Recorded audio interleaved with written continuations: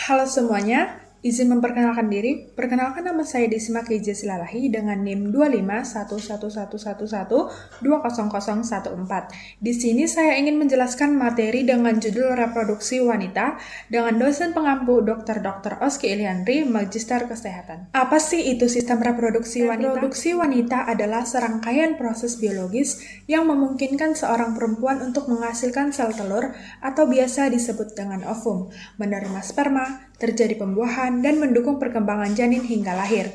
Sistem reproduksi wanita tidak hanya terdiri dari organ-organ internal seperti ovarium, tuba fallopi, uterus, dan vagina, tetapi juga melibatkan pengaturan hormon yang sangat kompleks yang mengatur setiap tahapan reproduksi, mulai dari pematangan sel telur, ovulasi, hingga persiapan rahim untuk kehamilan. Nah, proses reproduksi ini berjalan melalui siklus menstruasi, yaitu perubahan fisiologis bulanan yang dipengaruhi hormon estrogen, progesteron, FSH, dan LH. Siklus ini memastikan bahwa tubuh wanita selalu berada dalam kondisi siap untuk terjadi pembuahan. Selain itu, sistem reproduksi wanita juga memiliki mekanisme perlindungan alami seperti produksi lender serviks, keseimbangan flora vagina, dan perubahan hormon yang melindungi organ reproduksi dari infeksi. Nah, secara keseluruhan, reproduksi wanita adalah sistem yang sangat terkoordinasi antara organ, hormon, dan proses biologis sehingga mampu memungkinkan terjadinya kehamilan serta mempertahankan kehidupan baru di dalam tubuh hingga masa persalinan. Sekarang saya ingin membahas mengenai organ reproduksi wanita. Yang pertama, organ eksternal. Organ eksternal adalah bagian yang terlihat dari luar dan berperan sebagai pelindung organ dalam. Yang pertama ada vulva. Vulva merupakan keseluruhan rangkaian organ kelamin luar yang meliputi beberapa struktur seperti mons pubis, yaitu bantalan lemak di atas tulang, kemaluan yang berfungsi sebagai pelindung ketika terjadi gesekan.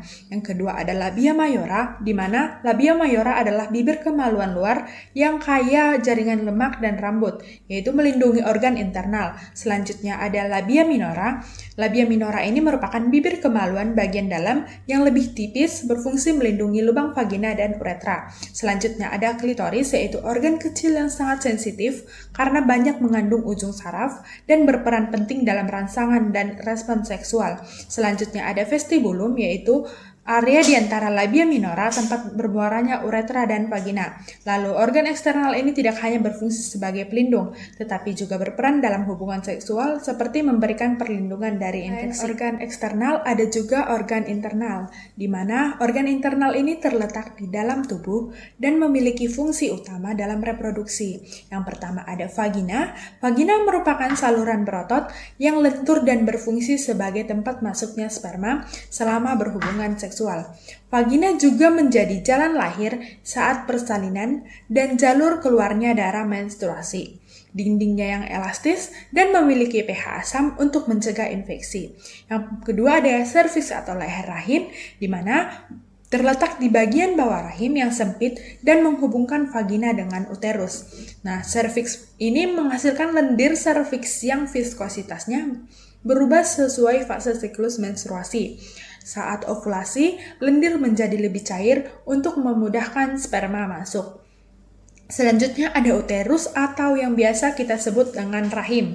Nah, organ berotot yang berbentuk seperti buah pir terbalik, uterus adalah tempat menempelnya embrio dan berkembangnya janin hingga lahir. Lapisan uterus terdiri atas endometrium, di mana endometrium ini merupakan lapis paling dalam yang mengalami penebalan dan peluruhan saat menstruasi. Yang kedua ada miometrium. Miometrium ini merupakan lapisan otot yang kuat dan berperan dalam kontraksi persalinan. Yang ketiga ada perimetrium. Perimetrium ini adalah lapisan terluar yang menjadi pelindung struktural. Selanjutnya ada tuba fallopi.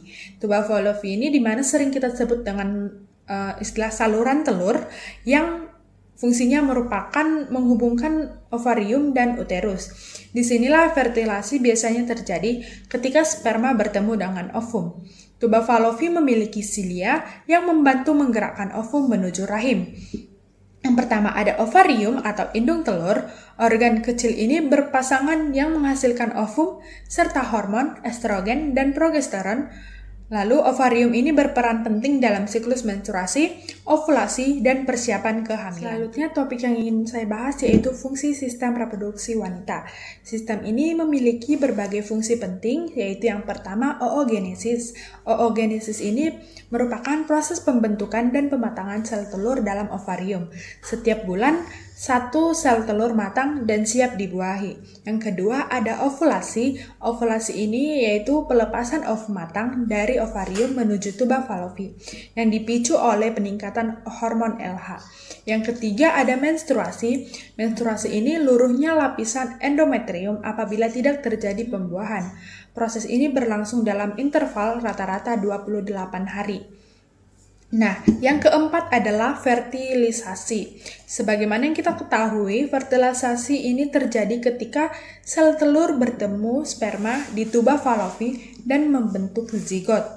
Yang kelima adalah implantasi, di mana implantasi ini yaitu penempelan embrio pada endometrium yang sudah menebal sebagai persiapan kehamilan. Yang keenam adalah kehamilan. Kehamilan ini merupakan periode ketika embrio berkembang menjadi janin di dalam rahim selama sekitar 9 bulan. Nah, yang ketujuh ada persalinan, yaitu proses keluarnya bayi dari rahim yang dibantu oleh kontraksi miometrium yang kuat. Yang terakhir adalah laktasi, di mana laktasi ini merupakan produksi ASI oleh kelenjar mamae sebagai sumber nutrisi. Selanjutnya ada hormon reproduksi wanita. Yang pertama yaitu FSH atau follicle stimulating hormone yang berfungsi merangsang pertumbuhan folikel di ovarium dan mematangkan sel telur. FSH juga membantu meningkatkan produksi estrogen sehingga folikel siap menjalani proses ovulasi. Yang kedua ada LH, yaitu berperan memicu ovulasi atau pelepasan sel telur dari folikel. Setelah ovulasi, LH membantu membentuk korpus luteum yang akan menghasilkan progesteron.